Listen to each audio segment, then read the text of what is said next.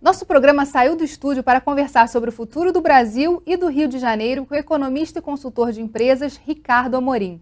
Ele é um dos debatedores do programa Manhattan Connection e colunista da revista Isto É. A análise feita pelo nosso entrevistado é muito positiva para o país e para o Estado. O Rio em Foco está no ar.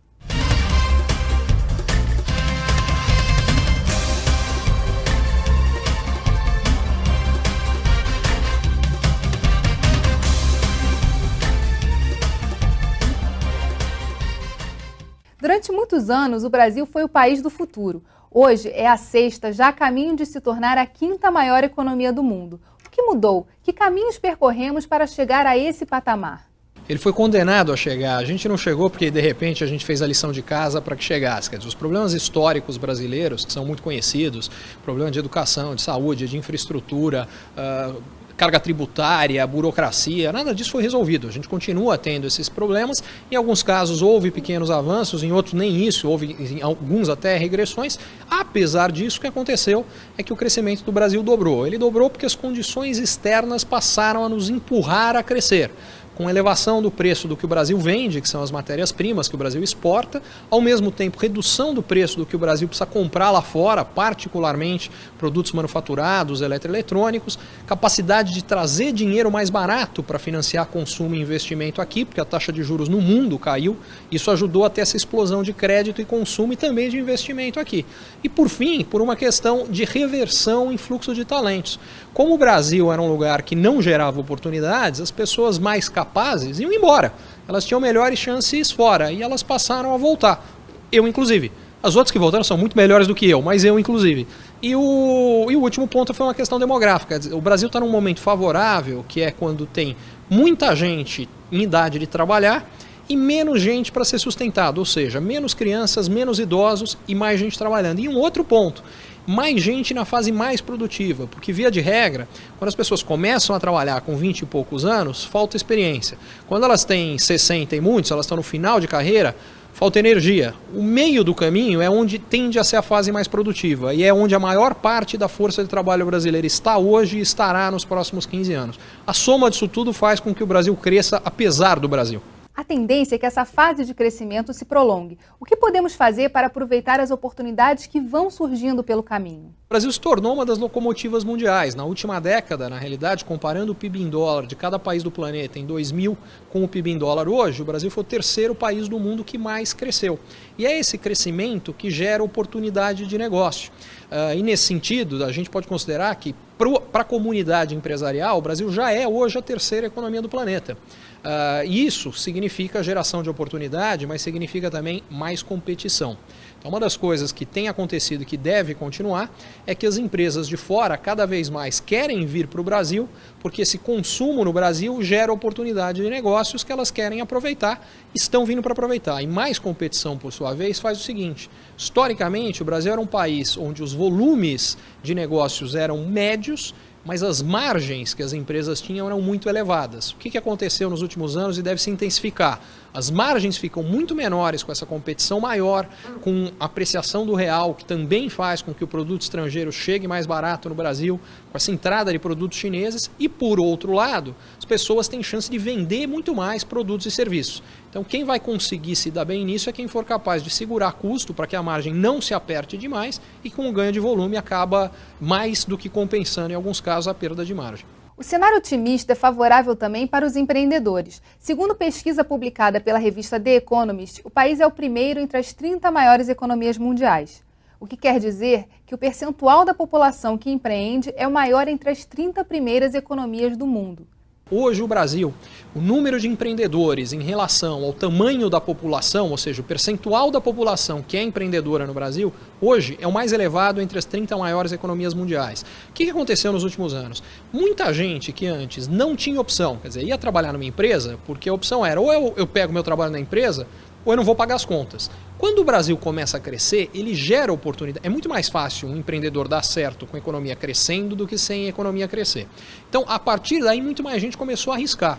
E teve um segundo aspecto que eu acho que foi também muito importante, ligado a essa questão de empreendedorismo, que é não só o Brasil começou a gerar mais oportunidade, mas, em particular, o que cresceu muito foi a renda da população de renda mais baixa, que muitas vezes não é atendida pelas grandes empresas. Então, esse pequeno empreendedor tende muitas vezes a estar em locais mais pobres e consegue atingir consumidores que antes não podiam consumir e que agora podem.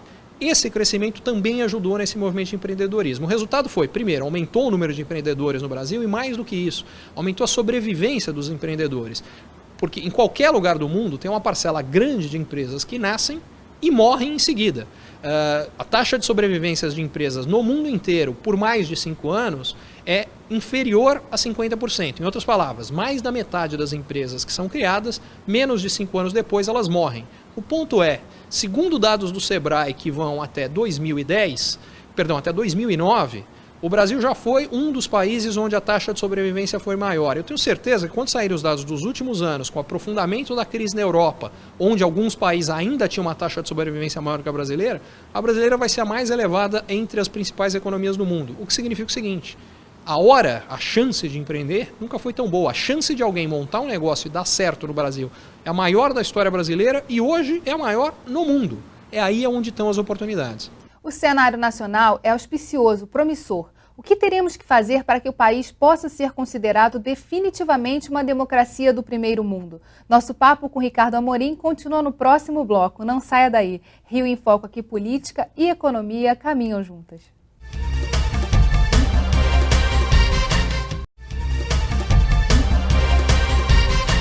Nosso entrevistado de hoje é o economista Ricardo Amorim. Ele faz uma análise muito positiva da economia e da imagem que o Brasil tem atualmente no mundo. Mas para que o país se torne realmente competitivo, ainda precisa enfrentar muitos desafios, principalmente na educação. O Brasil tem um problema histórico de educação e eu não conheço nenhum país no planeta que tenha se tornado desenvolvido sem antes desenvolver as pessoas. O que significa investir pesadamente em educação. O Brasil não fez isso até agora. O que significa que a gente tirou um bilhete premiado de loteria, mas talvez a gente esteja fazendo o que a maioria dos premiados em loteria fazem, que é gastar o bilhete de loteria e na hora que ele acaba, você não mudou a sua vida, você simplesmente viveu um período maior. Esse é o risco para o Brasil. O que joga a favor do Brasil nesse sentido é que se esse movimento for tão longo quanto eu acredito que ele possa ser, porque as forças que impulsionaram o Brasil devem continuar, com altos e baixos no meio do caminho, mas devem continuar por mais 2 ou 3 décadas, a gente tem 2 ou 3 décadas, ou seja, uma geração para resolver o problema educacional, que é o que demora resolver. Você, infelizmente, o que dá para fazer leva uma geração efetivamente. E com uma vantagem. Como caiu o número de crianças em função da queda da taxa de natalidade, a gente tem 5 milhões de crianças a menos na escola hoje do que há 10 anos. Só que o investimento público nesse período, em função do crescimento de arrecadação do governo, aumentou mesmo com porcentagem do PIB. Em outras palavras, gastando mais e para menos gente, a chance que melhore é muito grande, ainda que tenha problemas de malversação de recursos, enfim. Então o que eu acredito é que a nossa educação vai melhorar. Se o suficiente, aí eu tenho lá as minhas dúvidas. Muita coisa mudou nos últimos 10 anos. O Rio de Janeiro é um estado que tem acompanhado o crescimento da economia brasileira. Com essa mudança, surgiu uma nova classe média. Como incluí-la? Essa população que chega na classe média, ela virou classe média, ela já é classe média do ponto de vista de capacidade de consumo, por renda e crédito. Mas ela não é classe média de formação, seja educacional, seja e mesmo de serviço de saúde que eles sempre receberam. Então acho que esses 2 eixos são fundamentais, mais saúde, mais educação, que são demandas dessa população. Isso vale para o Rio, vale para o Brasil inteiro, e tem 2 fatores específicos do Rio de Janeiro que aqui são mais importantes do que no resto do Brasil. Primeiro são as Olimpíadas. Quer dizer, as Olimpíadas, no fundo, são um enorme holofote, que pode ser para o bem ou para o mal. Só que eu acho que o Rio tem uma oportunidade. O Brasil, e o Rio em particular, não são conhecidos pela capacidade de organização. Eles são conhecidos pela festa, pela hospitalidade, o que significa o seguinte, as expectativas em relação à Copa no Brasil e a Olimpíada são, isso aqui vai ser uma grande festa, mais uma grande bagunça. Se não for uma grande bagunça, a gente tem a chance de passar para o mundo uma imagem, olha, o país mudou. O que significa, você pode fazer negócio com a gente, você pode confiar, porque agora as coisas funcionam aqui. E essa é uma oportunidade que o Rio, em particular, tem com as Olimpíadas. Agora, é uma oportunidade e um risco, porque a contrapartida é que se tudo for um caos, a imagem que se passa é essa. A Olimpíada não é nem boa nem ruim, ela é um holofote e ela ajuda a atrair investimento de infraestrutura que a cidade e o estado do Rio de Janeiro precisam. E o segundo aspecto é o pré-sal. O pré-sal deve gerar 250 bilhões de dólares em investimentos nos próximos 5 anos e sozinho ele gera direta e indiretamente 1 milhão de empregos.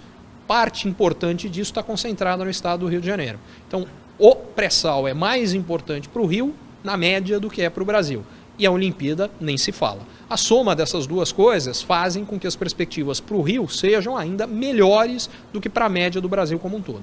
As cidades do interior têm se destacado na economia brasileira com índices de crescimento muito maiores que as capitais. O responsável por isso no país é o agronegócio. Como o Rio acompanha essa tendência? O que faz com que o interior tenha crescido mais do que as capitais nos últimos 10 anos, as cidades médias do interior são as que mais crescem no Brasil, porque é onde rola a renda gerada pelo agronegócio e, em alguns casos, também renda gerada por expansão de mineração. O agronegócio no estado do Rio é pequeno em relação a outros lugares do Brasil, então isso tem um impacto menor. Por outro lado, mineração também é uma atividade importante aqui. Então você tem outros fatores que também ajudam. O que eu diria é, cada região precisa ver as suas vantagens competitivas. Eu estou pegando as que são mais comuns no interior, mas tem locais no interior que se expandiram, seja com telecomunicações, seja com logística, como é o caso de algumas cidades, principalmente em Minas Gerais, ou... que mais? A gente tem a parte de indústria farmacêutica, que você pega no interior de Goiás. Enfim, aí é que eu acho que o interior do Rio precisa achar qual é a sua vocação. E esse provavelmente é o maior desafio. É impossível pensar em crescimento econômico sem pensar em sustentabilidade. Mas a gente só vai falar sobre isso no próximo bloco. A gente volta já. Rio em Foco aqui, política e economia caminham juntas.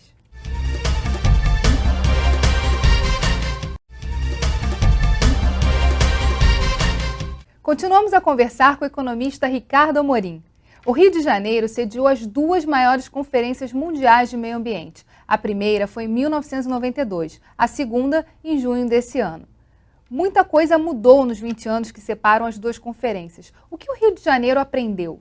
Primeiro, eu acho que o Rio já fincou a bandeira no assunto, o que é uma grande vantagem. Mas eu acho que a chance maior de fazer isso virar uma realidade é agora que a gente vai ter com as Olimpíadas, a gente tem chance de fazer a primeira Olimpíada neutra em carbono.